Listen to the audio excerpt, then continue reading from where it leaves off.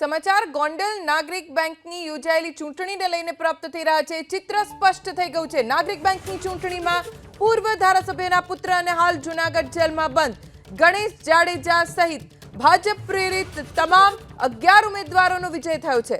નાગરિક બેંકની ચૂંટણી પર સમગ્ર સૌરાષ્ટ્રની નજર હતી।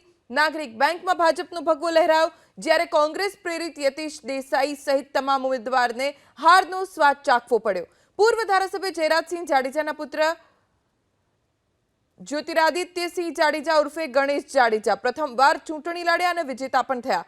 નાગરિક બેંકની ચૂંટણીમાં જીત થતા ગોંડલ ભાજપ તરફથી વિજયોત્સવ મનાવવામાં આવ્યો।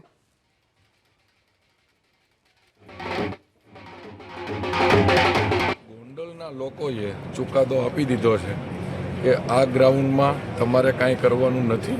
અહીંયા ભારતીય જનતા પાર્ટીનો ગઢ છે અને એ ગઢ જળવાઈ રહ્યો। આ તો અમારા ગણેશભાઈ 5 દિવસથી આ જેલમાં હતા, એમાં આ બધાને એમ થઈ ગયું કે અમે બધા અહીંયા કમ્પ્લીટ છે। આ ગ્રાઉન્ડ ભારતીય જનતા પાર્ટીનું છે। ભારતીય જનતા પાર્ટીમાં લોકો વર્ષોથી અહીંયા સેવા કરતા આવ્યા છે અને એનું પરિણામ છે। જે ચૂંટણી અધિકારીએ 3900 મત ખોટા ઉમેર્યા હતા, એની સામે હાઈકોર્ટમાં ગયા હતા।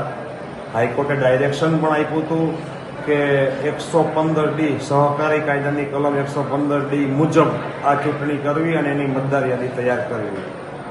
એ ડાયરેક્શનના આધારે ડિસ્ટ્રિક્ટ રજિસ્ટ્રાર રાજકોટે પણ એવું માર્ગદર્શન આપ્યું, હુકમ કર્યો બેંકના ચૂંટણી અધિકારીને કે જે વિવાદિત ચૂંટણી અધિકારી છે કે ભાઈ આ 115D સહકારી કાયદાની કલમ 115D મુજબ જ મતદાર યાદી બનાવી, છતાંય પણ હાઈકોર્ટની વાત પણ એણે ન માની, ડિસ્ટ્રિક્ટ રજિસ્ટ્રારની વાત પણ ન માની અને અંતે એમણે જે 3900 મત ખોટા ઉમેર્યા હતા એ મતોના આધારે આજે એમણે વિજય મેળવ્યો।